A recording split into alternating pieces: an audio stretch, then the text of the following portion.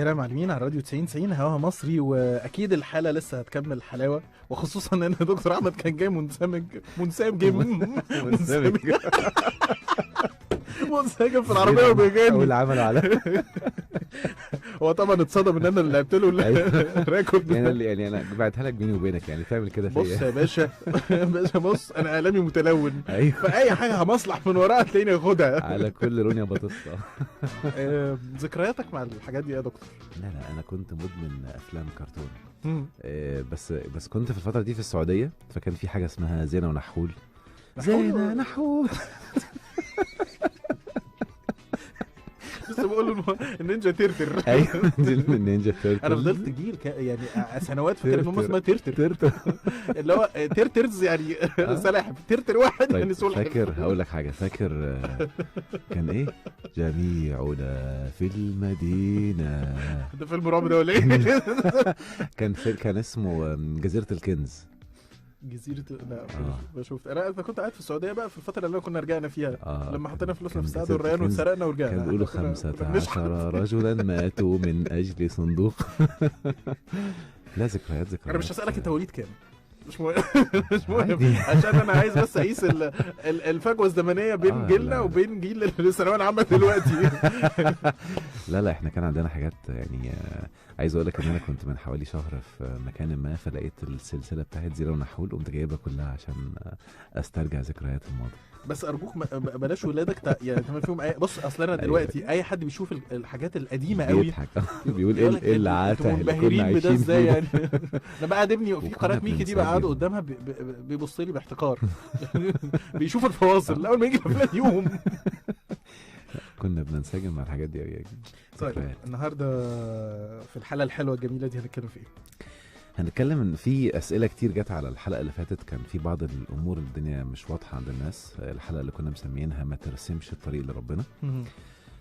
ففي ناس عندهم لبس ما بين ازاي ما ارسمش الطريق لربنا، وازاي ان انا المفروض اكون بخطط وبحط خطه لحياتي.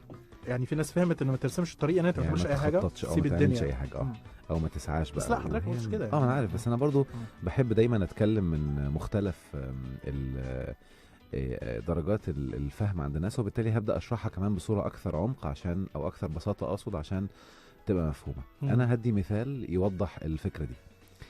لو انا دلوقتي بقرر ان انا عايز اعمل شركه، والشركه دي تكون مثلا معرض سيارات، حلو كده. الشركه تكون معرض سيارات، حلو كده. وانا بعمل الشركه، ممكن اقعد اقول بقى انا محتاج ارض، والارض تكلفتها كذا، وانا ما عنديش الفلوس، فهكتب بالمبلغ اللي محتاجه، ومحتاج اجيب عربيات بالمبلغ الفلاني، ومحتاج كذا ومحتاج كذا ومحتاج كذا. وبعدين هبدا احط خطه الفلوس هتتجاب منين وهعملها ازاي، واقعد ارسم الطريق بتاعها وارسم طريق العربيات. انا كده قفلت كل الطرق، حلو كده. ده معناها ان انا بقفل او برسم لربنا الطريق. الطريقه اللي انا بحبها واللي بتجيب نتائج اسرع بكتير هي ان انا ما احطش، انا بستخدم الحاجات اللي في ايدي، والادوات اللي قدامي هبدا اعملها من غير ما اقعد اشغل دماغي باللي لسه مش موجود عندي. الحاجات اللي مش في ايديا ما اشغلش دماغي بيها، اللي مش في ايدي اصلا. وبالتالي انا دلوقتي هبدا ابحث عن ايه احسن توكيلات للعربيات. مش دي حاجه في ايدي دلوقتي، هبدا اعمل سيرش واعمل استقصاء للناس. هبدا احدد هو انا عايز اجيب معرض العربيات ليه؟ عشان اكسب فلوس؟ يبقى هنا في مشكله. لا انا عاوز اخليه فيه نفع عشان انفع الناس. طب عشان انفعهم ممكن اعمل زي استقصاء اونلاين مثلا، او على الانترنت باي طريقه، ان انا ايه اللي تحبه في العربيه اللي انت عايز تشتريها. مش دي انا بسعى اهو عشان اجمع افكار. ممكن وانا بعمل كده حد يجيب لي فكره لنوع جديد من العربيات ما كانش في دماغي، وانا بعمل سيرش عليه الاقي اوفر هم عاملينه. المهم طول ما انا ماشي هتلاقي الدنيا بتتفتح بحاجات ما كانتش لا يمكن تيجي في حسباني اصلا. وده معنى كلمه من حيث لا يحتسب. ويمكن هدي قصه حصلت يعني بحكيها كتير في الكورسات. كان مره جاي لي واحده كانت واخده الكورس او جت تعمل جلسه، كانت من اغرب الجلسات اللي جات لي، وكنت حتى مستغرب منها، ولكن النتيجه كانت مبهره بالنسبه لي. كانت جايه من بيئه بسيطه جدا، حتى كان باين عليها على لبسها وعلى حتى طريقه كلامها والاداء بتاعها. فبتقول لي انا بصراحه قعدت احوش بقالي فتره طويله عشان اعمل الجلسه دي. فقولها طب ليه عايز تعملي ايه؟ انت جايه الجلسه ليه؟ قالت لي عشان عايزاك تخليني اشتغل في شركه بترول. ده الطلب في ده الإصابة. الطلب هي جايه تحجز جلسه عشان كده. قلت لها حضرتك مين قالك ان انا بشغل؟ انا ما الحاوي. بشغلش. اوعي تفكري ان انا بشغل ولا اعرف حد ولا. قالت لي لا لا مش قصدي، انا قصدي علمني الطريقه اللي تخليني اشتغل في شركه بترول. قلت لها ايوه هي مش كده يعني. انت اكيد جيتي بس هو الموضوع غلط. صريح يعني، عارف اللي هو الرسالة وصلت. ايوه. قلت لها طب بصي بشكل انا خليني مباشر زي ما انا بيقولوا. هقول لك الحاجات اللي المفروض تبقي ماشيه عليها في حياتك علشان تبداي تدربي نفسك انك اي حاجه انت عايزاها تحصل. حلو كده. وبدات اتعامل معاها بانها تحط الخطه صح في كذا خطوه. اول خطوه ان انا اشيل كل الطرق من دماغي اللي كانت عن الشغل في شركه بترول قبل كده. بمعنى لازم واسطة، لازم يكون حد كذا، لازم كذا. كل الحاجات اللي في دماغي من الناس ومن الاهل ومن الظن اشيلها الاول عشان افتح الطريق كله لربنا. ادي اول حاجة. تاني حاجة هتعملي حاجة اسمها سعي النفس. ايه سعي النفس؟ ان انا هبدأ اغمض عيني واتخيل نفسي اشتغلت فعلا في الشركة دي وبروح وباجي كل يوم وبدأت افيد نفسي وافيد اللي حواليا في الشركة دي وبالشغل فيها وافيد عيلتي، واعيش الحالة لغاية ما المشاعر بتاعتي تبقى عالية قوي كأني فعلا اشتغلت خلاص. حلو. تمام. دي رقم 2. رقم 3، وفي ناس بيفكروا ان هو ده وخلاص يفضل قاعد يستنى. لا مش كده، ده بيسهل جذب الاهداف ليك. رقم 3، اي افكار هتبدأ تجيلك ساعتها امشي وراها واعملها وفق اللي في ايديك. اي افكار هتجيلك وفق اللي في ايديك قوم اعملها وفق اللي في ايديك. ايوه. اي حاجه مش في ايديك طنشها دلوقتي. ممكن مثال؟ ما انا هشرح هي عملت ايه بالتفصيل. تمام. حلو. هي بدات تعمل التدريبات دي خلاص. مم. تتخيل نفسها في الشركه وكل يوم بتعمل الفكره التخيل ده. راح جايه لها فكره، هو معقوله انا هبقى بشتغل في شركه بترول وما اعرفش انجليزي؟ هاخد كورس انجليزي. ادي فكره جات لها. راحت ايوه بدات تعمل. انا خلاص انا هي جايه لي خلاص، ما دام انا واثق ان ربنا هيجيبها لي ومش عارف ازاي بس هي جايه. قامت تاخد كورس انجليزي. حلو كده. وهي بتاخد كورس انجليزي طلعت كانت دايما تطلع من الاوائل على الناس معايا في الكورس ومتحفزه جدا. ويعني مش عايز اقول لك كانت مبهره بكل كلمه. جات لي بعد شهرين واحده تانية خالص. ايه يا بنتي عملتي ده؟ غيرت شكل لبسها، غيرت طريقتها. بتقول لي اتعرفت على حد على الانترنت بدا يعلمني الاتيكيت وازاي اتكلم. انت متخيل؟ جننتني يا بنت اللذينه. ايه الافكار دي؟ بدات تشتغل. انا بطور نفسي عشان اكون اتوظفت من قبل ما تتوظف يعني. انا عشان يوم ما تيجي الشركه ابقى جاهزه، مش هبدا ادور. هي انا بعمل اللي عليا، هو ده السعي. لما جات لي المره الثانيه انا ما عرفتهاش. هو انت اللي كنتي؟ قالت لي انا اتغيرت خالص كده، متغيره طريقتها، كلامها في الانجليزي حتى كانت بتتعلم انجليزي صح. الاكسنت طالعه مظبوطه. يا بنت الذين امنوا. لا قلت انا كده انا كنت حاكم الاول عليها، زعلت من نفسي قوي اللي انت كنت حاطه ده. حكمت عليها من شكلها ومن طريقتها. المهم بس بدات احط لها خطوات. حضرتك قلت لها حطيتها على اول السلم. ايوه يعني. ما انا برضو بيني وبينك وانا بقول لك الكلام ده كنت في دماغي مستحيل اصلا تشتغل ازاي. انت مش متخيل كانت الدنيا كانت بسيطه جدا جايه ما فيش. فانا يعني حرام ما تعلقيش نفسك. حتى قعدت في الجلسه اقول لها ما تعلقيش نفسك بدي في حاجات تانية. لا انا عايز يا بنتي ما تعلقيش نفسك.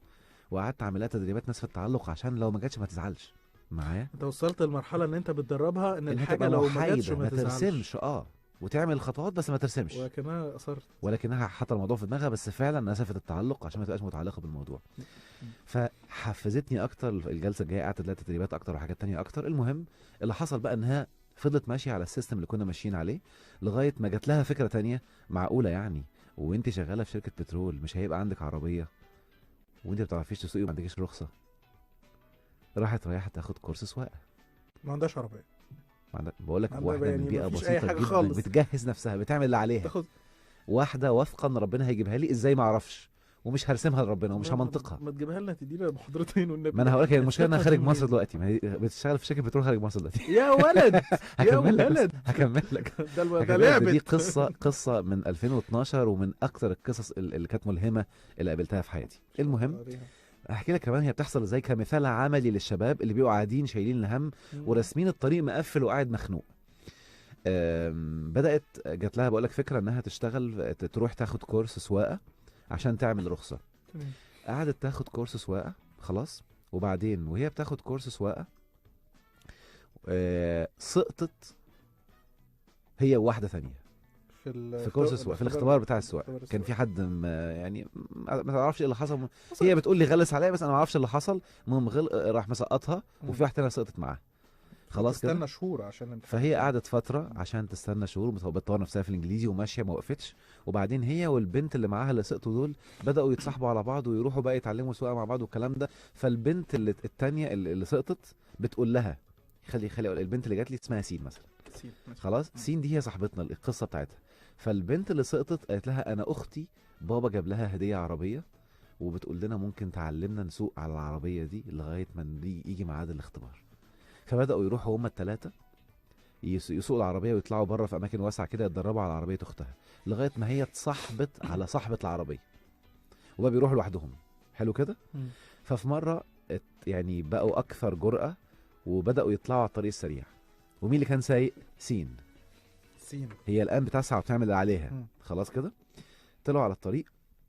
وبعدين كان على الطريق ده كان على صلاح سالم، والطريق وقف فجأة، فما لحقتش من الفجأة تدوس فرامل، راحت خبطة العربية اللي قدامها طخ بعربية صاحبتها. بعربية أخت صاحبتها. أيوة، وهي معهاش رخصة أصلا.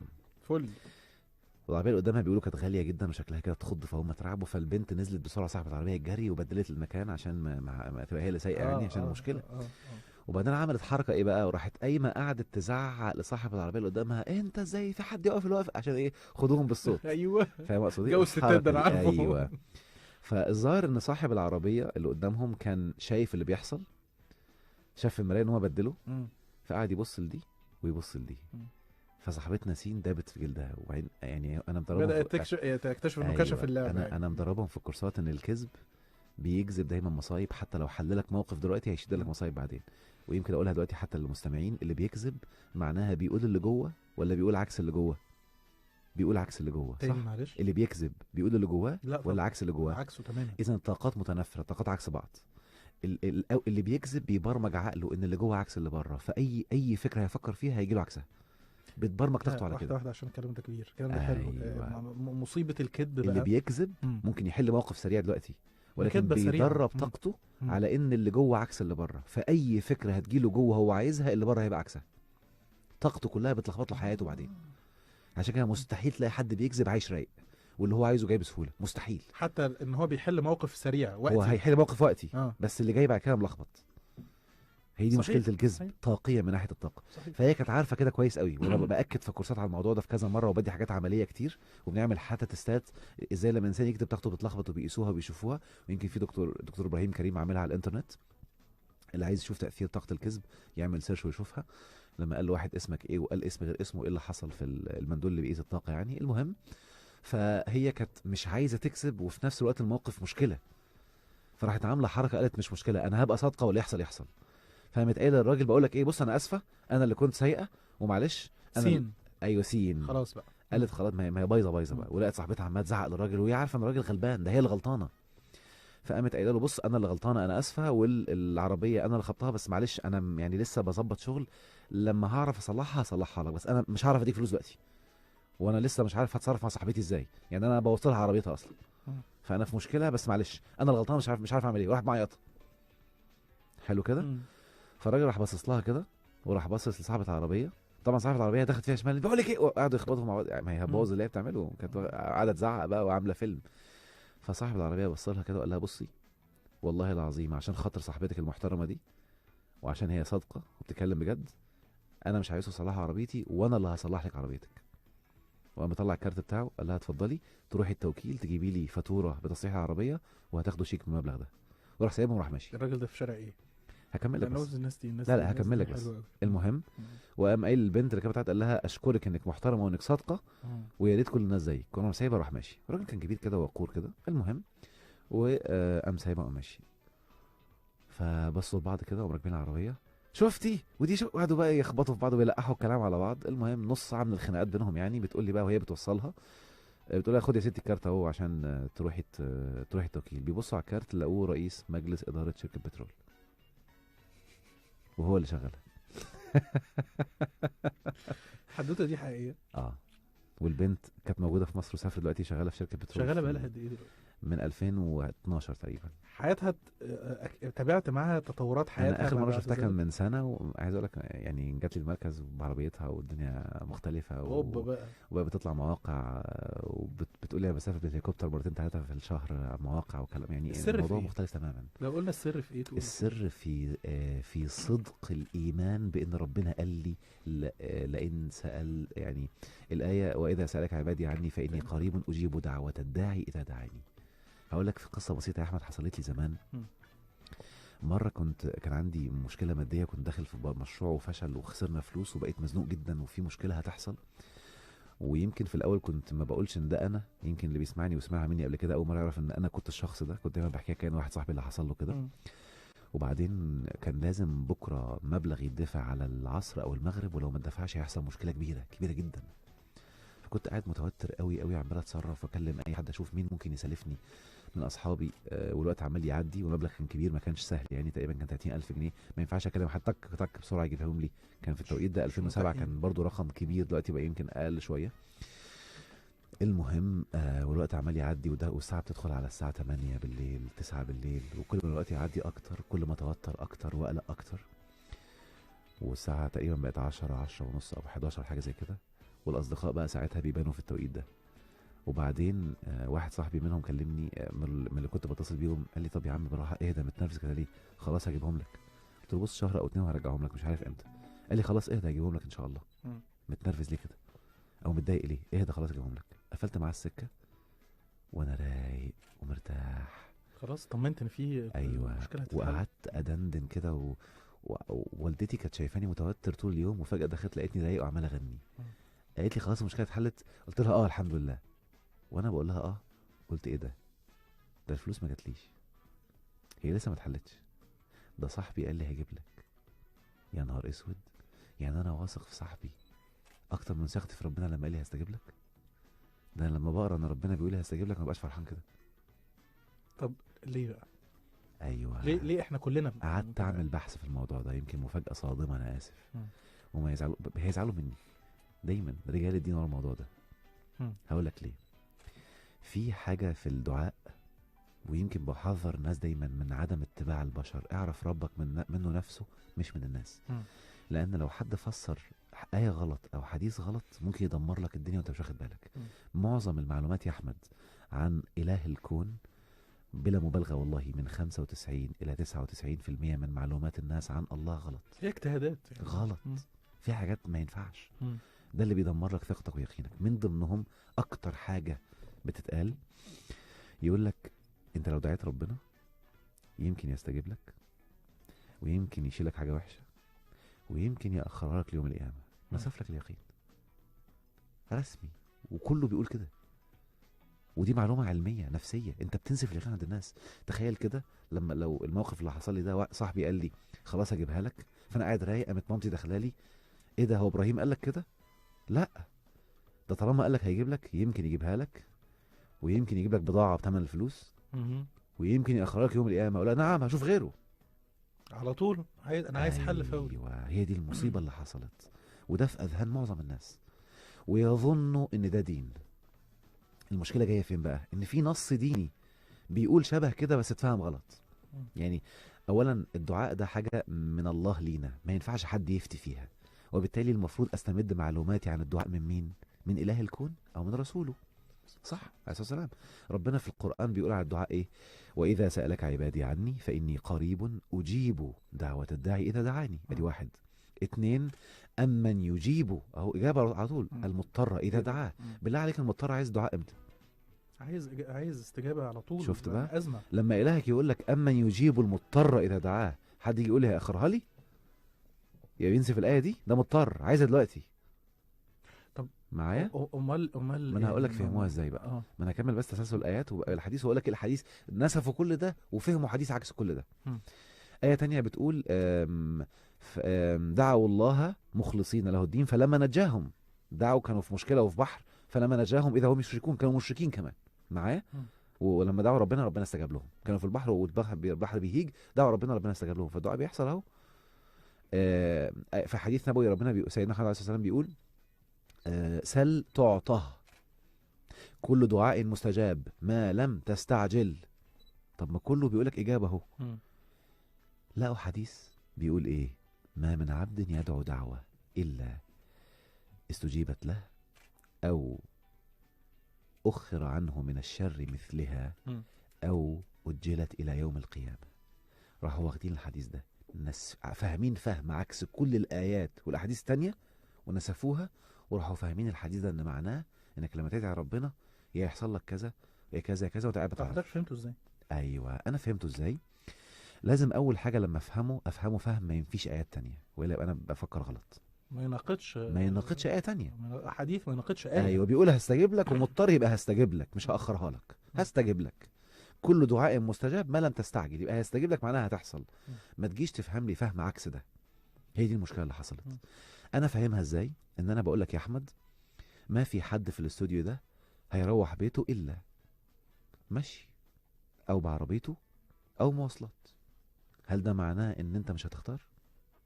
لا مش فاهم. ده انا بحط لك الاحتمالات. مش فاهم. لا فاهم. كل اللي في الاستوديو هيروحوا، كلهم مروحين. مروحين. ما حدش هيروح الا مشي او بعربيته او مواصلات. خلاص يعني كده كل واحد يختار له وسيله. هل معنى كده ان انا مش بخيرك جوه؟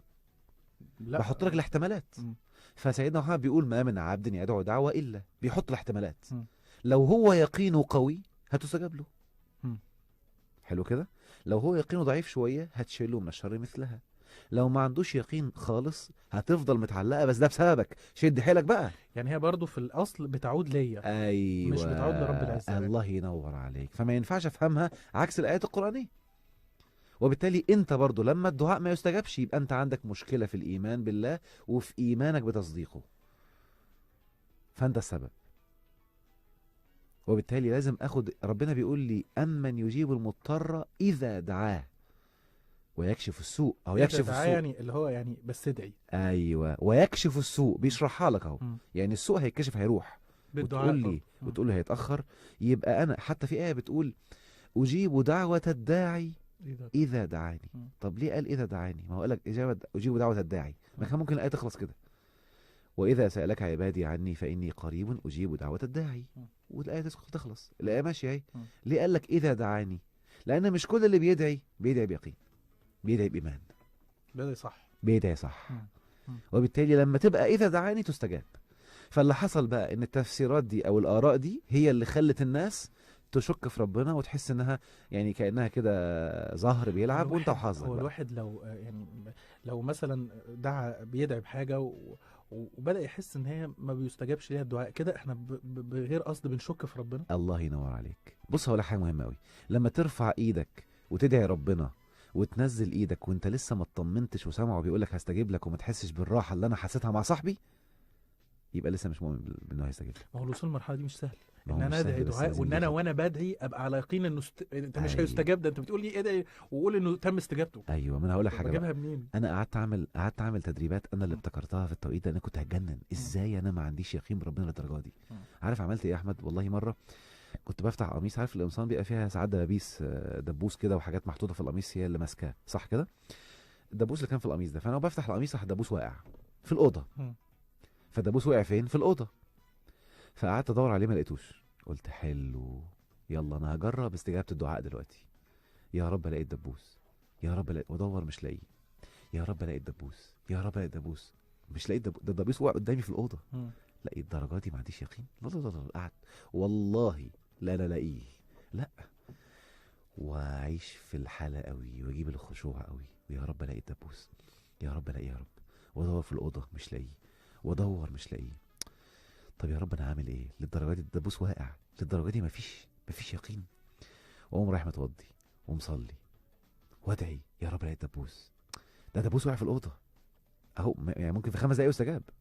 واروح ادور ما الاقيهوش، وانزل تحت السرير تحت الدولاب مش لاقيه. كنت هتجنن. قعدت 4 ساعات كده. وبعدين في الاخر قمت قايل طب ما اجرب ادعي دعوه تانية. يا رب عرفني انا عامل ايه خلتني الدعاء ما يستجابش. يا رب عرفني ايه اللي ناقص خلاني الدعاء ما يستجابش وما الاقيش الدبوس. ربع ساعة الى نص ساعة بالظبط لقيت والدي جاي ماسك الدبوس في ايديه وبيقول لي ينفع كده؟ الاقي ده في الارض. عارف اللي لقى كنز؟ قلت له ايه لقيته فين؟ فبص، ايه ده دبوس يا ابني مالك فيه؟ لا لقيته فين؟ بس قول لي لقيته فين. قال لي كان في الارض. قلت له فين؟ طلع في الارض واقع قدام باب الحمام. الدبوس وقع في الاوضه، خبط في باب الاوضه وخرج بره الاوضه قدام الحمام. وانا بدعي ربنا كنت راسم له الطريق ان الدبوس في الاوضه. هو ده اللي كان مبوظ الدنيا، وعمال ادور في الاوضه. لو انا كنت دعيت ربنا الاقي الدبوس وما حطيتش احتمال انه في الاوضه، كنت خرجت ولقيته بره. مشكلتنا شوف انا جبتها ازاي. انت راسمها جواك. بس هو يعني هنجيب منين الصيغه او الشكل الدعاء من غير الشامل صيغه ومن غير شكل، انت تبقى عايشها، ما ترسمش اي طريق خالص. بعد كده بدات خطوات بسيطه جدا. يعني هديكوا امثله انا كنت بعملها. انا نازل مثلا منطقه زي المهندسين، الناس بتقول مش هتلاقي ركنه معايا، ودايما بتبقى زحمه. شارع اسمه ايه العرب، اسمه ايه هناك؟ جزيره العرب. جزيره العرب. بتعمل ايه هناك؟ رايح البنك هناك، في بنك هناك على الناصيه كده. يبقى كلام عشان انا هناك. يعني بدوس ايوه شقه هناك. المهم، فمش هتلاقي ركنه خالص.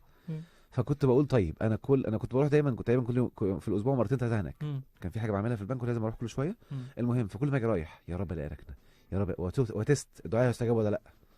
اول ما الاقي ركنه الحمد لله الدعاء بيستجاب، عشان اعلي يقيني وايماني امسك فيها.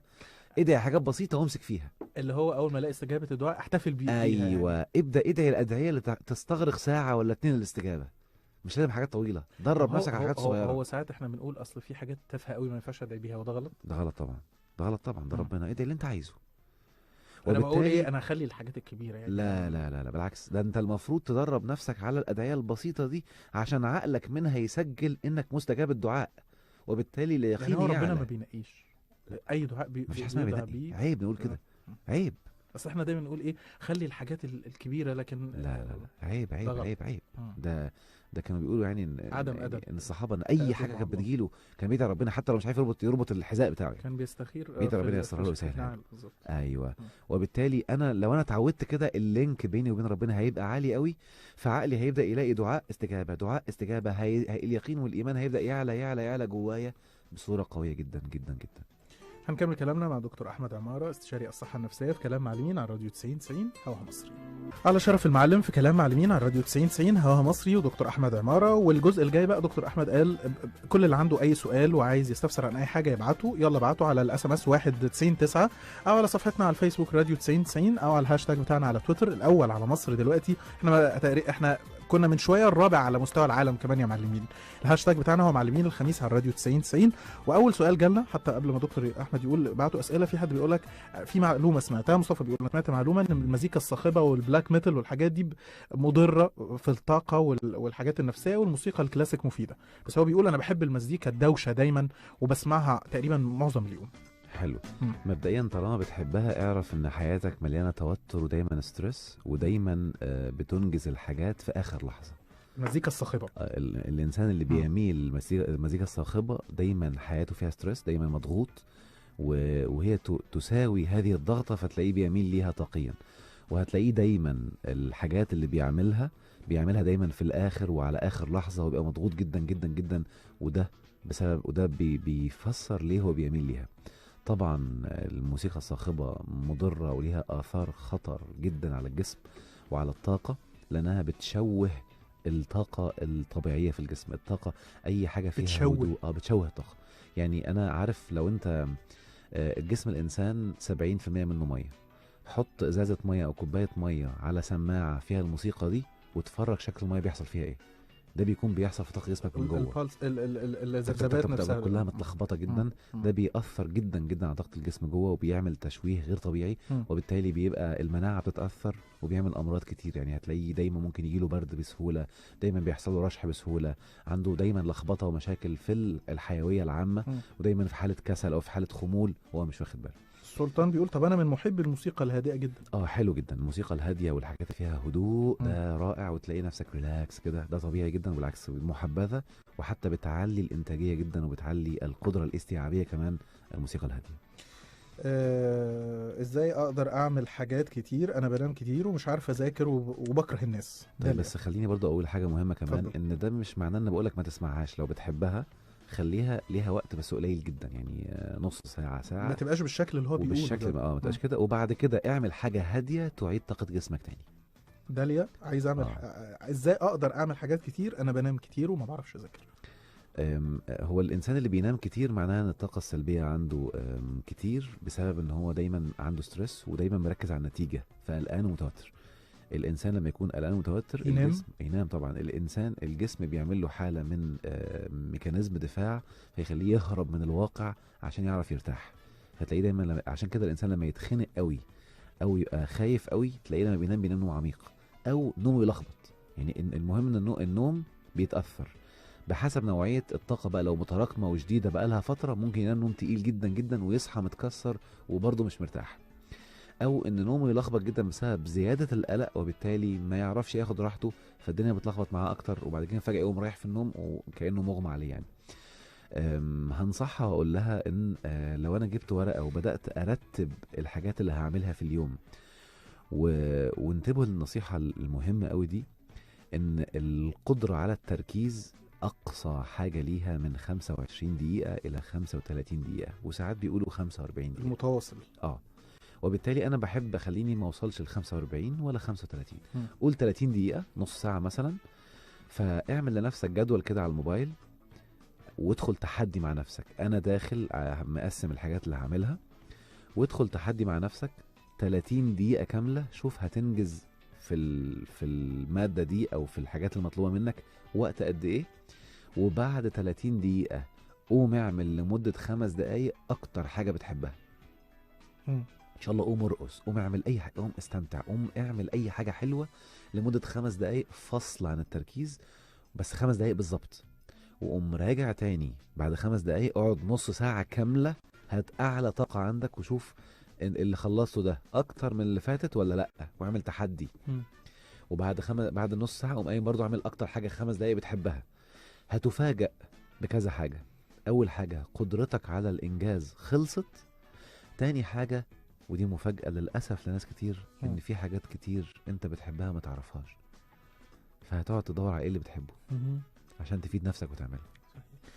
انا عارف ان انا هقول السؤال وانت هتعرضني. هو حد حط مين قال؟ مين قال؟ حط لك الاجابه. طب مش هسمعه أصلا. عارف ان انا هقول السؤال وحضرتك هتعرضني من قبل ما اقول. طيب. الناس كلها بتقول ان القعده على الفيسبوك ووسائل التواصل الاجتماعي مع المذاكره بتشتت. انا بعرف اذاكر وانا قاعد على الفيسبوك وبذاكر كويس جدا، ولو قفلت الحاجات دي ما بذاكرش خالص. طيب هو بص هقول لك حاجة، إحنا القاعدة النفسية بتقول إن أنت اللي مقتنع بيه هو اللي بيحصل. خدت بالك؟ اللي انت مقتنع بيه هو اللي بيحصل. وبالتالي أنت مقتنع ان الفيسبوك مش بيأثر عليك، فده اللي بيحصل لك. ولكن لو انا دربتك بقى تقتنع ان هو من غيره هتركز اكتر، هتلاقي حجم انجازك بقى اكتر بكتير جدا من اللي انت عليه دلوقتي. يعني هو بيعاني علشان يعمل المعادله دي. ايوه. فانت ما ينفعش اقول الفيسبوك بيعطل او كده. انا بقول لك ان انا لو قننت استخدامه، لان جرب كده، شوف الوقت اللي انت بتستغرقه في انك تشوف الهوم وتشوف الناس عملوا ايه والتعليقات، تقرا كومنتات، هتلاقي الوقت بيطير في عدد ساعات اختفى طار كده. وبالتالي الوقت اللي مركز فيه في المذاكرة والقراية اللي بتقراها حلو، استفدت معلومات، ولكن لو الوقت اللي انت اخدته في الفيسبوك ده دربت نفسك انك تركز، هتلاقي نفسك انجزت اسرع بكتير في الاول. والتركيز بيجي تدريجي، بمعنى لو وقفت موضوع الفيسبوك وقننته خليت له وقت محدد، اول حاجة هتلاقي نفسك مثلا في الساعة، مثلا مش عارف ارقام معينة، بس في الساعة ركزت في 5 ورقات. ما تقولش طب ما هو انا زي ايام انا كنت على الفيسبوك بركز في 4. لا اصبر بس. وبعد كده اقعد على الفيسبوك شوية، وبعد كده اقوم واخد ساعة تانية او نص ساعة تانية. هتلاقي في النص ساعة التانية خلصت 6 ورقات 7 ورقات. النص ساعة التالتة 8 ورقات. بعد اسبوع هتلاقي نفسك في النص ساعة وصلت ممكن ل20 ورقة. هو ده اللي تحكم بيه بقى. هتلاقي نفسك مستحيل توصل للحل ده او للعدد ده من الانجاز وانت شغال مشتت نفسك مع الفيسبوك. محمد فرماوي: دكتور احمد، انا فاضل على امتحاناتي شهر وانا ما حضرتش ولا محاضره ومش عارف احب الكليه اصلا اللي انا فيها وعايز انجح. بص هقول لك معلومه مهمه قوي. اوعى تذاكر عشان تنجح. اتعس انواع المذاكره هي المذاكره عشان انجح. انا لسه لو تفتكر الحلقه اللي فاتت او اللي قبلها تقريبا قلت ما تعلقش نفسك بالنتيجه نهائيا. انت ممكن تكون، يمكن قلتها كتير في الحلقات اللي عملتها عن المذاكره، وعايزك تعمل سيرش على اليوتيوب في حاجه كنت عاملها زمان 2010 للطلاب اسمها الفايلات بتاعت المذاكرة. احمد عماره توتر الامتحانات. وكنت عامل مع احمد يونس برضو زمان حاجه اسمها كيف تحول المذاكره الى متعه، وكذا حاجه هتلاقيها ان شاء الله موجودة على حضرتك تيجي الإنترنت. في فتره ما قبل الامتحانات هنشرح ونلحق نعمل بإذن حاجه الله. من دي ان شاء الله. بحيث تبقى رايق وريلاكس. والمعلومه المهمه اللي هقولك عليها ان كان في اختبار مشهور جدا اتعمل، دخلوا طلاب يتفرجوا على فيلم، فكانوا مستمتعين بالفيلم، مركز في الفيلم في احداث الفيلم مستمتع. بعد ما خلصوا الفيلم قالوا لهم احنا هنعمل لكم اختبار في الفيلم، وهم ما كانوش عارفين ان هيتعمل اختبار في الفيلم. في الفيلم. ايوه. وحطوا له اسئله على احداث الفيلم وشافوا درجاتهم. حلو كده. وبعدين بعد فتره دخلوا مجموعه يشوفوا فيلم وقالوا لهم هنعمل لكم اختبار في الفيلم بعد ما تخلصوا. قبل ما يشوفوا الفيلم. قبل ما يشوفوا الفيلم. فكانوا داخلين بيتفرجوا عليه عشان ينجحوا يحلوا. بيذاكروه هما بيتفرجوا صح؟ ايوه. طلعوا جابوا درجات اقل بكتير جدا من لما شافوا الفيلم وهم مش عارفين ان هو يختبروا فيه، عشان هم اتعاملوا معاه انه منهج يعني عشان ومذاكره. ايوه مركز على النتيجه وعايز يجيب نتائج. فرق ما معاش الفيلم، ما استمتعش بيه. لكن انا لما اتعايش مع الفيلم هطلع اجوده. ايوه. لما تعيش وتستمتع بيه تطلع تحكيه. زي ما كنا عمالين نتكلم على افلام الطفوله، هو لو سالونا فيها دلوقتي هتجاوب. صحيح. انت لما عشت الاحداث بتاعت الثوره في مصر الفتره اللي فاتت كنت عايشها ومركز معاها باستمتاع. لو حد سالك في اي حاجه هتجاوب. لكن لو اتقدمت لك في منهج وراح تذاكرها عشان في الامتحان مش هتعرف تجاوب، او هتبقى تقيله او صعبه. تقيله لانها دخلت في الاطار ده. دخلتها. ايوه دخلتها. والخطوره انك بتبرمج عقلك ان انا بذاكر ده عشان الامتحان، فعقلك بيسجل ده في الذاكره قصيره المدى وبيفرمتها بعد ما تخلص. فانت بتبرمج عقلك على انك تملى وتفضي تملى وتفضي، وده اقل انواع الاستيعاب واعلى معاناه اثناء المذاكره. عشان كده بقول للناس مثلا قبل ما تذاكر اي معلومه حط نفسك في سيتويشن او فكره، موقف تحتاج فيه تعرف المعلومه دي. هدي مثال، مش عارف انت في سنه كام، بس هدي مثال. نفترض ان انا بذاكر جغرافيا مثلا، خلاص، وفي الجغرافيا بيتقال لي كده ان السودان دولة تصدر مثلا الفول السوداني واللب والحمص والمكسرات والخضار والفاكهة والخيار والطماطم مثلا كده. وانا عمال احفظهم، السودان دولة تصدر كده، عمال احفظهم عشان الامتحان. طب تخيل بقى لو انت قمت عامل حاجة مهمة قوي، غمضت عينيك الاول قبل ما تذاكر وتخيلت نفسك رئيس السودان ومطالب ان انت تخلي الشعب يبقى عنده وفرة في المال عن طريق تصدير المنتجات بتاعته، وعمال تقول طب انا رئيس السودان، معقولة مش عارف دولتي بتصدر ايه؟ معقولة؟ ده انا عايز الناس تطلع تكسب، انا عايز احفزهم ان هم يصدروا. وقوم فتح عينيك من الخيال وباصص السودان بتصدر ايه. بص على الورق قدامك، بص على الورق قدامك اللي في الكتاب.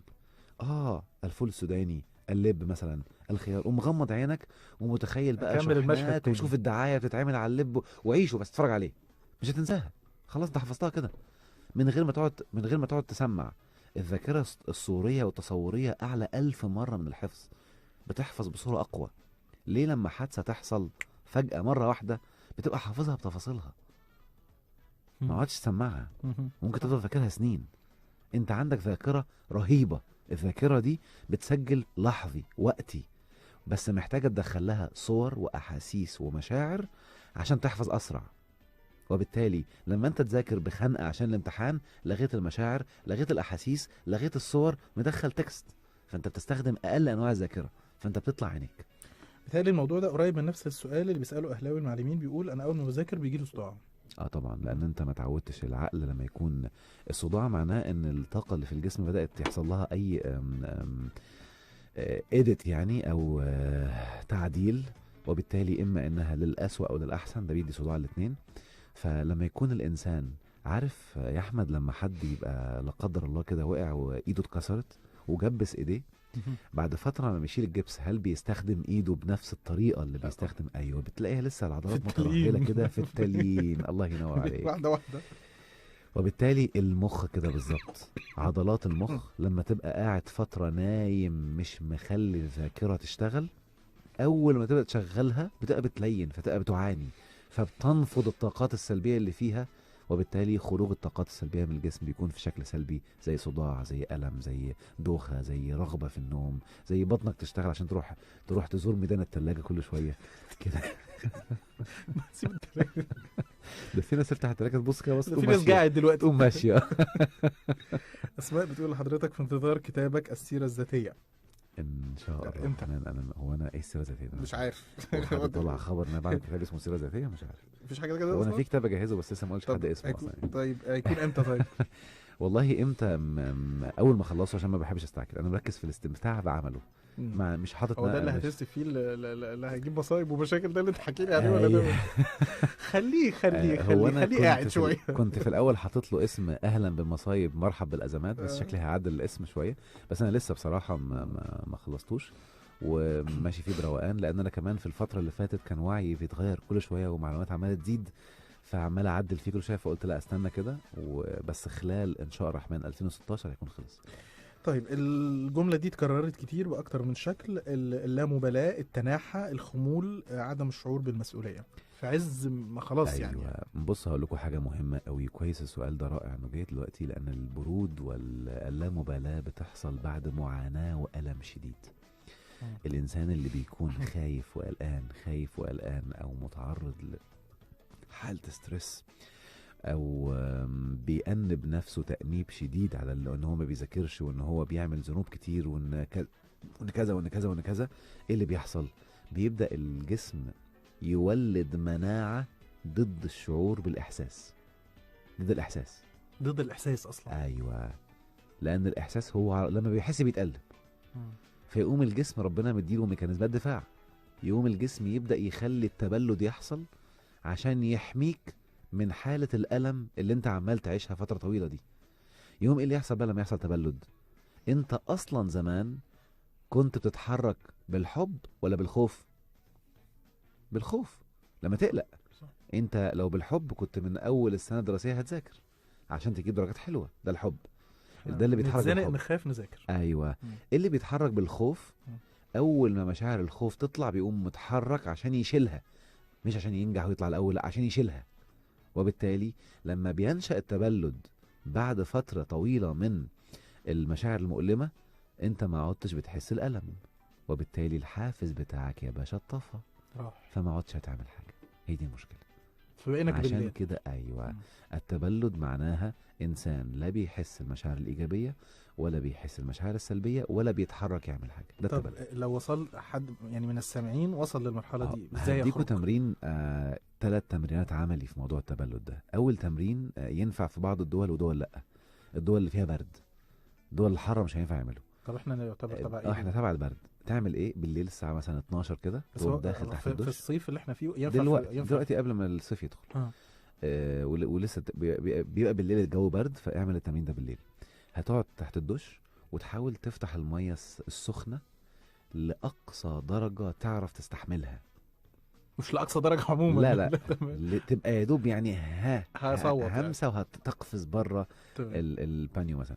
المهم وانت تحت الميه السخنه دي اقعد قول بهدوء عادي، وحس المشاعر، حاول تستشعر احساسك بالسخونه معايا، لان التبلد معناه توقف الاحساس، فانت كده بتستفز الاحساس على انه يطلع تاني معايا. وسيب جسمك يحس بألم السخونه، بس انت مستحمله وحسه، ما تكتمش جسمك، ما تكلبش نفسك عشان توقف الألم، لا حسه لغايه ما تخليه بقى مريح. بعد دقيقتين في الغالب هتلاقيه بقى عادي، بدأت اتعود عليه. وهتلاقي في متعه مع الميه السخنه. خلاص كده دقيقتين او 3 بالظبط، وبعدين نبدا تدريجي بقى اقلب الميه الى الساقعه. ايوه، انت كده بتنسف التبلد من جوه، هتلاقي جسمك لا عادي، وهاتها على اقصى حاجه بقى ساقعه، سواء مستحملها مش مستحملها، افضل تحت الميه الساقعه لمده دقيقتين 3، بس تاخدها تدريجي مش مره واحده، ما تاخدهاش خبطه واحده. قلش النقله تدريجي كده، خبطه يعني مثلا اقعد دقيقه كامله في مرحله النقله من السخنه للساقعه، هتلاقي عادي انا مستحملها عادي جدا. وافضل دقيقه كده بهدوء، وحس البرود، ما تكتمهاش، ما تشدش نفسك، ريلاكس وحسها تاني. علشان ايه ده؟ عشان يفكك البرود من الجسم، حاله التبلد دي تتفك. التمرين ده بيخلي حالة ده اللامبالاة والتبلد. رائع، ده رائع، اللي هيجربه 3 4 ايام بس شوف اللي هيحصل. ممكن في بعض ما يخلص يبقى عايز يعيط، عيط خرج كله، ما تمسكش نفسك. لان التبلد كمان بيحصل لما الانسان بيبقى عايز يعيط ويكتم العياط. بيكتم وما أكثره الحالة دي ايوه للأسف. بيكتم، بيبوظ الدنيا، يجيله قولون بقى وبيلخبط يعني الدنيا. اللي عايز يعيط يعيط. خليني اقول لك بقى حاجه من منظور نفسي كده، ان اللي عايز يعيط معناها ان نفسه هي اللي عايزه تعيط، وانت بتكتمها، فانت بتظلمها، مم. فبتدمر حياتك. لان نفسك امانه معاك، ما ينفعش تخليها ما تعيطش. يعني الهك شايفها، انت بتكتم نفسك عشان الهك، عشان الناس، عشان الناس. مش مهم الهك. مم. وبالتالي ينفع عيل صغير يبقى عايز يعيط تكتم بقه، ممكن يموت. ففي ناس بيموتوا انفسهم ومش واخدين بالهم. خلي بالك، الحياه والموت، يعني في فرق بين الوفاه مم. والموت. الوفاه خروج النفس من الجسد، الموت خروج الروح من النفس. مم. في ناس عايشين معانا ميتين. الميت، وهدي علامات ليها كده، بتلاقيه الحاجات اللي كانت بتمتعه زمان ما عادتش ممتعة دلوقتي وبقت أقل بكتير. بسرعة جدا يتخنق ويتنرفز، ويعني بصعوبة جدا لما يرتاح ويستمتع. ما عادش بيعرف يضحك على الحاجات اللي بتضحك زي زمان. الحياة بقت مملة، ما عادش عنده حافز، ما عادش عارف يتحرك، دايما مخنوق وعنده حالة كسل، دايما في حالة هروب من ملل، من ضيق، من خنقة. دي علامات موت النفس. دايما بيشد لحياته عكس اللي هو عايزه، عكس اللي هو بيتمناه، عكس اللي هو بيحلم بيه. دي علامات موت النفس. مش لاقي للحياة طعم، دايما يقول يا ريت الماضي يرجع تاني، قول للزمان ارجع يا زمان. معايا؟ دي الجملة دي علامات غلط. طبعا دي علامات موت النفس. مم. ده الشاعر اللي مؤلفها كانت حياته جحيم. مم. كان متخصص في علم النفس، بقول لك اهو بقى، اللي الف الشعر ده ربنا يكون في عونه. المشكله ان كل اللي بيسمع الاغاني دي كلها بيبقى زيه بالظبط. معايا؟ بيعيش بيعيش الحاله دي طبعاً. وبيبرمج نفسه على كده. مم. علامات الحياه للانسان بقى ونفسه حيه، معناها ان دايما اللي جاي احلى من اللي فات، دايما بكره احلى واحلى واحلى. إيه، على طول في حاله شغف واستمتاع، وفي حاجه بيعملها مفيده، ما عندوش ملل، مستمتع على طول. ابسط حاجه بتضحكه يخليك هركر بمنتهى الروقان. معايا؟ رايق، بيعبر عن انفعاله بسهوله.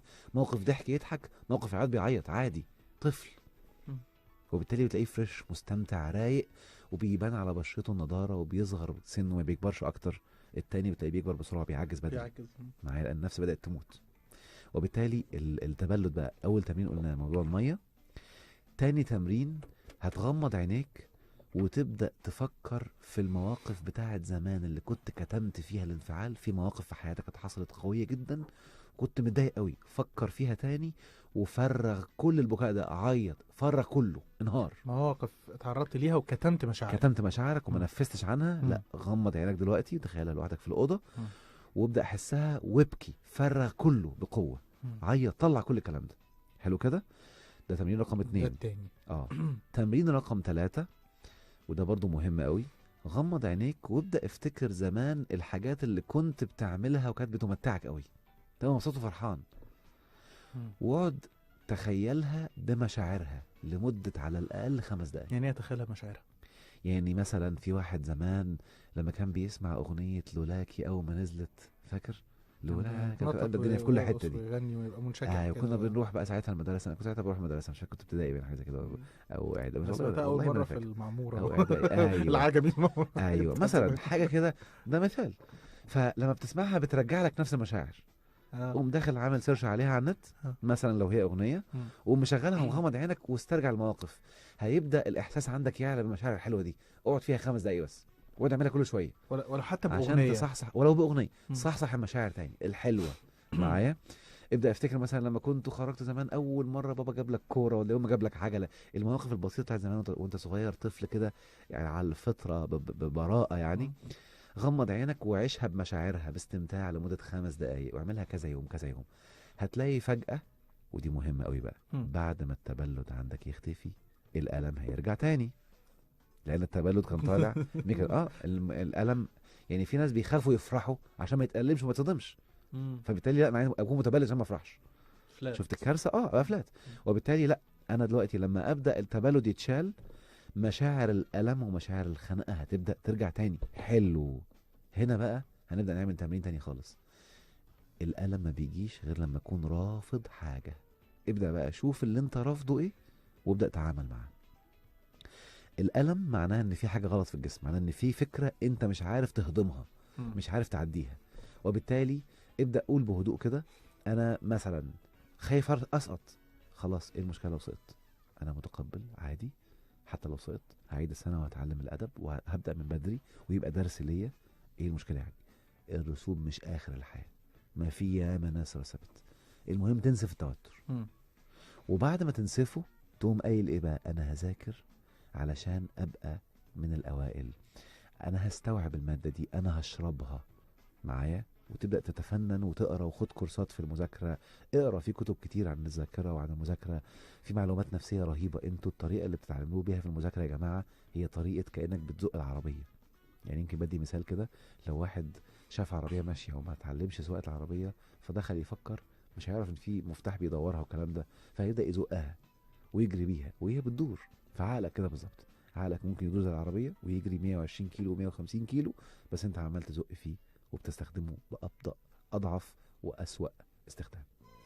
هنروح نسمع عايدة الأيوبي على بالي ونرجع تاني نكمل كلامنا مع دكتور أحمد عمارة في كلام معلمين على راديو 90. على بالي دي رجعت لي سنين.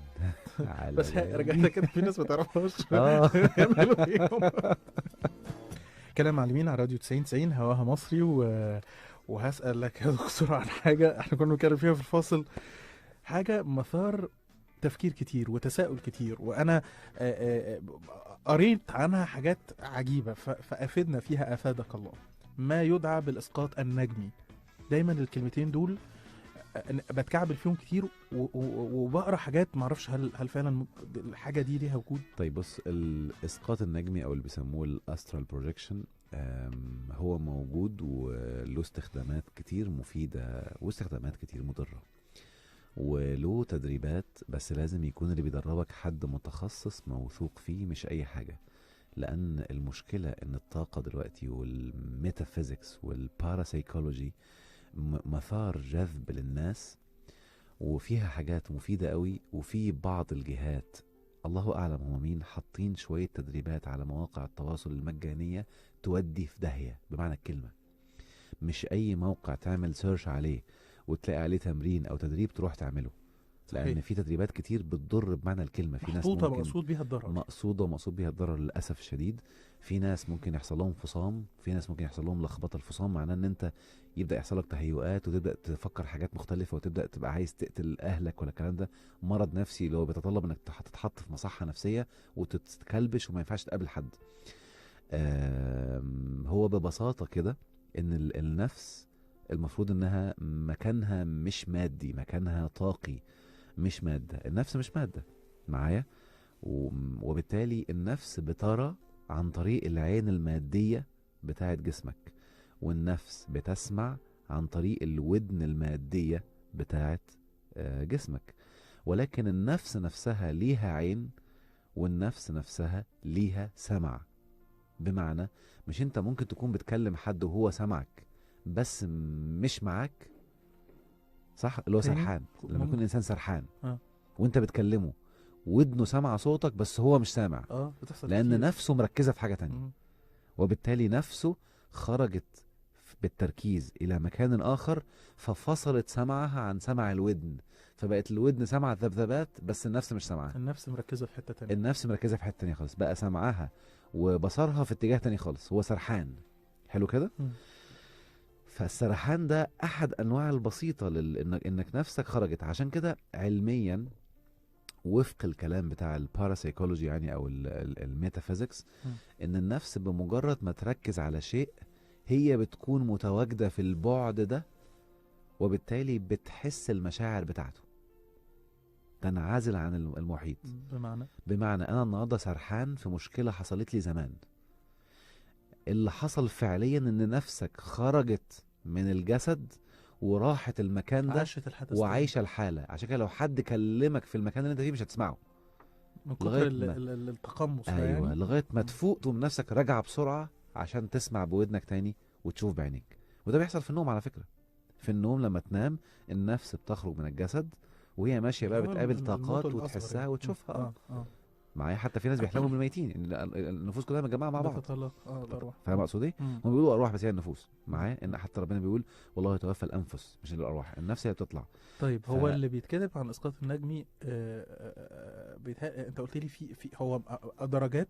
ايوه في درجه كبرى. في ما هو عباره عن درجات. بتبدا اولها بالمشاعر، لما يكون الانسان حد بيطبق لاول مره بيبدا يحس احاسيس مختلفه ومشاعر مختلفه، وبعد كده بيبدا يرى بعض الحاجات اللي هو اللي شايفها، ودي بتحصل لبعض الناس اللي بيتدربوا تدريبات كتير عليها. يعني انا بصراحه يعني رغم ان انا بعمله مش كتير، بس انا لسه ما وصلتش حتى للمرحله دي، الا بقى لحد قاعد فايق له وفضيله. يعني انا يمكن اي معلومه جديده باخدها بسال نفسي هتفيدني في حياتي ايه عشان اوصل لفين قبل ما اتعلمها. لقيتها فن وحاجه متعلقه بالفضول والكلام ده ما بهتمش بيها قوي. يعني انا فرحتي ان انا بخرج، وبعدين يعني هستفيد منها ايه. فلكن في بعض الجهات في العالم بتستخدمها عن طريق بتستخدمها في التجسس مثلا، ويمكن سمعنا بعض الحكايات. يعني بص هقول لك حاجه مهمه، يمكن هدي تمرين بسيط قوي للناس اللي قاعدين معانا دلوقتي من اشكال الاسقاط النجمي. بحسب دينك بقى. لو بتسمعني مسلم هقول لك طريقه تعملها، ولو مسيحي هقول لك طريقه تعملها. لو انت مسلم غمض عينيك دلوقتي، والمسيحي برضو يغمض عينيه، وتخيل اكبر مكان مقدس بالنسبه لك. يروح الكعبه ودورها القدس. ايوه اكبر مكان مقدس بالنسبه لك. حلو كده. وشوف نفسك هناك، بس حاول تبقى ريلاكس. ولو سايق لو سمحت ما تعملش التمرين ده.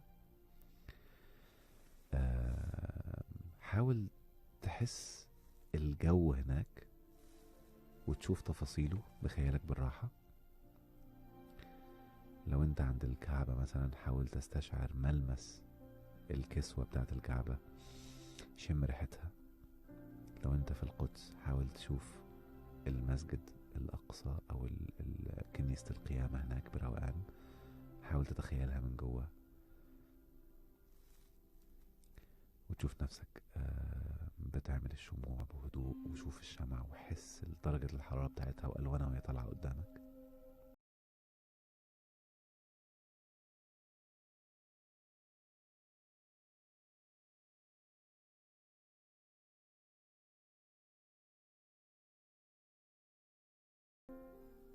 لو انت بتعملها بجد وخيالك قوي، نفسك فعليا هتروح في المكان ده، لأن النفس ملهاش علاقة بالمكان ولا بالزمان، وهتبدأ تحس الأحاسيس بجد اللي انت بتحسها وانت هناك كده. بجد نفسك هناك مش هنا. ولو بتعملها بتدريبات كتير وكل يوم، ممكن وانت بتعمل التمرين ده تبقى هناك وتبدأ الصورة تبقى أكثر وضوحا. ولو حد دخل عليك وخرج وعمل أصوات جوه في أوضتك مش هتشوفه ولا تسمعه، لأنك انت هناك فعليا. انت شايف بعين نفسك، اللي عين البصيرة زي ما بيقولوا. بعد فترة بقى ممكن تبقى الصورة دي عالية قوي وواضحة قوي، بس بعد فترة سنين من التدريبات. وبالتالي لو حد هناك ممكن تشوفه، حد هناك بيعمل حاجة، حد توصل لمرحلة ان انت طبعا. حتى ربنا قالها في القرآن على سيدنا إبراهيم: وكذلك نري إبراهيم ملكوت السماوات والأرض ولا يكونن من الموقنين. فسيدنا إبراهيم كان بيتعبد وبيتأمل في الجبال، وكان بيعيش مع نفسه مع ربنا، فربنا أراه ملكوت السماوات والأرض معايا. وبالتالي الموضوع ده يعني بيجيب نتائج رائعة جدا، وبيخلي الإنسان يبدأ. يعني حتى الأنبياء زمان كانوا من كتر وصولهم للموضوع ده ما كانش بيشوف بعينيه، كان بيشوف بنفسه، وبالتالي بيشوف اللي ورا ويشوف اللي قدام معايا. يعني حتى كان بيقال ان سيدنا محمد كان بيشوف من ورا، يعني الانبياء كانوا بيشوفوا من وراهم معايا، لانه وصل لمرحله عاليه جدا ان النفس هي اللي ماشيه بحريه، خرجت من اطار محدوديه الجسد، اللي هي حتى وكشفنا عنك غطاءك فبصرك اليوم حديد. هتبدأ تشوف حاجات. حتى في حديث بيقول: اتقي فراسة المؤمن فإنه يرى بنور الله. بتلاقيه بعد كده بقى، بعد ما تعمل التدريبات دي بعد فترة، لما يجي حد تتكلم معاه ويكون غشاش أو يكون نيته مش سليمة، انت بتشوف حاجات بعين البصيرة تخليك، رغم انه مبتسم، بس انت بتشوف حاجات سودة من جوه، حاجات غلط بتخليك مش مرتاح، وبالتالي بتحميك من حاجات تانية كتير. اضراره ايه؟ احنا بنعملها اضراره بقى حاجات كتير قوي. اضراره ان ممكن انسان يكون بيعمله من غير ما يكون متدرب ولا حد معاه، لان ممكن حد بيعمله يموت فيها على فكرة. يعني ممكن طبعا ممكن انسان هو بيعملها لما يجي يرجع وهو راجع هيشوف نفسه وهو قاعد من الخضة يموت. النفس ما تدخلش مكانها صح تاني. فبيحصل لخبطه كتير يعني. في بجد حالات كتير حصل لها مشاكل كتيره قوي بسبب الموضوع ده لما بيبدا يعمله، وبيعمل تدريبات موجوده على الانترنت ما حدش عارف مصدرها ايه ولا بتؤدي لفين يعني. فلا ممكن تعمل عمى يعني. في ناس، ما انا مره شفت تمرين بيقول لك عشان تعلي تفتح العين الثالثه وتبدا تشوف وتشوف ما وراء المعرفش ايه. حط غمض عينيك واضغط جامد قوي قوي قوي باصابعك لجوه لغايه ما تلاقي اللون بدا يبيض يبيض يبيض يبيض يبيض، وبعدين قوم حاطط وشك. تخريفات يعني، دي ممكن تعمل عمى في الاخر. يعني خاطئه يعني. وبيقول له بقى اول ما تلاقي اللون بيبيض معناه انك شغال صح، والتاني مصدق معايا. انت فعلا لو ضغطت عليك بقوه تلاقي اللون بيبيض من جوه، ماشي، بس ده غلط، ده كده غلط عليا. مؤشر معايا فقد البصر. مؤشر غلط، تمام. بعد فتره ممكن يفقد عين، بعد كذا مره من التدريب ممكن عينك تروح، وبالتالي انت بتعمل لخبطه في الدنيا كلها. يعني الضغط بقوه على العين ممكن يحرك اجزاء من العين، يعني في خطر كمان بيحصل. حتى احد الاطباء شرحوا لي يعني، لان كان مره جات لي حاله كده، كان قاعد بيضغط جامد قوي على عينيه عشان يبدا يلغي تاثير العين ويبدا يشوف حاجات من بره. وبعدين بيشوف دايما ياخد نفس عميق ويحط راسه في ميه، ويبدا يحاول يشوف الميه بعين البصيره وهو ضاغط جامد على عينيه. وكل ما اللون يبيض اكتر معناه شغال كويس. اللي حصل بقى ان من كتر الضغط ده الشبكيه اتحركت من مكانها معايا. فالشبكيه مش عارف دخلت في مكان غلط غير المكان بتاعها، فالجسم فكرها عضو خارج الجسد، فالمناعه هجمت الشبكيه. مناعه الجسم هجمت الشبكيه فاتعمى معايا. حصل لخبطه. ففي تدريبات كتير وغريبه وفي انواع حد عمال يكتب حاجه بس لازم اقراها. في حد بيقول لك ارجوك حضرتك عملت لنا تدريب قبل كده ان احنا رحنا حاجه زي بحر او حاجه، وانا لحد دلوقتي نفسي اسمعه تاني. ما هو موجود على النت، موجود على النت. طب نلحق نقول منه حاجه يعني؟ لا احنا معانا وقت قد ايه؟ يعني ممكن نسرق 5 دقايق. طيب خلاص ماشي حاضر. يجيب لهم صوت بحر انا اللي عايزه، بس عشان هو يعني هبه. هات لي صوت بحر. خلينا نعمل كده. ده برضو ده نوع من اسقاط النجم. هو كل ده اسمه اسقاط، بس ما بيقولوش كده. كل ده خروج من الجسد. بتخرج بره المكان اللي انت عايش فيه والوسط والبيئه اللي انت عايش فيها، وتروح اي مكان انت عايزه تستمتع بيه. لو هتعملها بالطريقه دي سهله وامنه ما فيهاش اي مشكله. بس ابعد عن اي حاجات موجوده على النت فيها لخبطه. لازم يكون حد موثوق فيه هو اللي بتاخد منه استشارات. في طرق تانية كتير، بس انا بقول لك ابسط حاجه دلوقتي. كله اللي يسمعنا مطلوب منه ايه؟ يغمض. لو عندك هيدفون نضيف كده، حط هيدفون في ودنك او علي صوت شويه واسترخي. اقعد على كرسي مريح او نام على السرير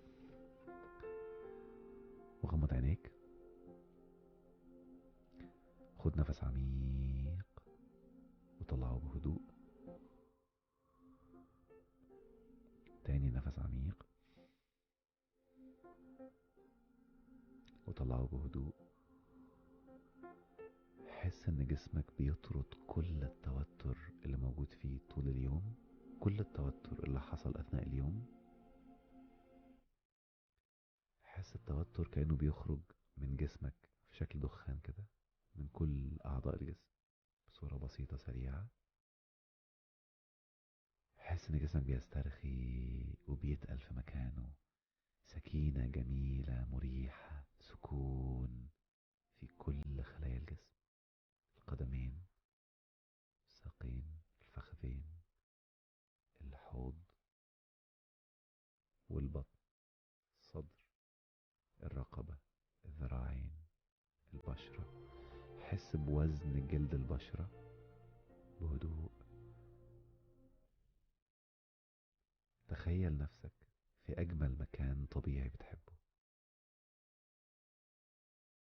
شوف نفسك لابس لبس خفيف، قاعد في المكان ده، لبس مريح والجو جميل جدا. خد نفس عميق وحاول تشم الهواء في المكان ده قد ايه منعش ومريح وانت ريلاكس. تخيل نفسك في المكان ده مفيش عندك اي مسؤوليات، لا امتحانات ولا اي مسؤولية تجاه بيزنس ولا اولاد ولا اي حاجة ولا شغل. اسمع لكل الاصوات اللي حواليك المستمتعين دول، وحس ان انت حتى موبايلك سايبه، مش هرد على حد، انا حر مع نفسي. انا في وقت بستمتع بهدوء مع نفسي.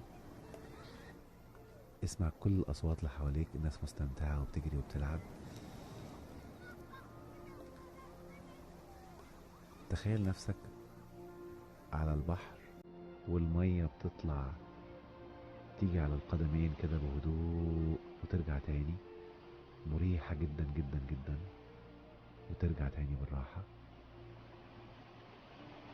حس ان كل الضغط بتاع الفترة اللي فاتت كله بيتسحب من جسمك تماما، بيتشال. بتحس بانتعاش رهيب ممتع جدا، وجسمك بيتخلص من كل اللخبطة والضغوط والسترس اللي كان عليه طول الفترة اللي فاتت. حس ان كل خلايا جسمك بتنتعش تاني وبتتملي حيوية وقوة. تخيل ان انت قاعد في المكان ده بقالك 3 ساعات كاملين مستمتع، لا حد بيكلمك ولا حد بيوصلك ولا وراك اي حاجة، انت قاعد لاستمتاعك وبس، بتنفس عن نفسك باستمتاع. حس انك تخلصت من كل الطاقات واللخبطة او الاسترس اللي كان موجود في جسمك وفي نفسك، وشوف انت ناوي تعمل ايه تاني بكرة او بعد شوية. شوف نفسك المرة دي هتروح تعمله بإتقان، هتعمله بإحسان، باستمتاع، هتعمله أحسن ما يكون، بحالة شغف ومتعة. حس طاقة الشغف والمتعة تتفجر جواك قوي قوي قوي قوي، وانت ناوي تقوم دلوقتي تشتغل في الهدف ده. وحس القوة والحيوية بيدبوا في عروقك وبيبقوا أقوياء قوي. وفتح عينيك، حرك ايدك كده بقوة والقدمين وقوم قاعد. هتحس الطاقة مالي جسمك والحيوية مالي جسمك، ومنطلق إلى هدفك. وأهلا بيك بعد رحلة جميلة قصيرة كنت فيها في أجمل مكان أنت بتحبه، واستمتع لأنك ينفع تروح المكان ده في أي وقت بإرادتك وبمزاجك. دكتور احمد، يعني شرفتنا وافدتنا ونورتنا وسفرتنا ووديتنا القدس والمكة واسكندرية ربنا يخليك يا رب. لحد دلوقتي مش عارف دي الحلقه الاخيره قبل سفر حضرتك ولا احنا هنحاول يكون في حلقه ان شاء الله قبل السفر، ولكن حتى لما حضرتك تسافر ان شاء الله يعني مش هطول خالص، مش هطول في السفريه ان شاء الله باذن الله. ان شاء الله. شكرا، شاكرين جدا. مع السلامة. بكره ان شاء الله برامج الراديو 90 بتبدا الساعه 1:30 بعد صلاه الجمعه مع برنامج اولادنا مع دكتور سعد الدين الهلالي. اما الساعه 4 عصرا في برنامج 50 شاي مع دكتور لميس جابر. الساعه 8 مساء دقيا مزيكا مع عبد الفتاح مصطفى. الساعه 11 اخر اليوم، والساعه 12 نرجع تاني لكلام معلمين. شكرا لحسن المتابعه، تصبحوا على الف خير.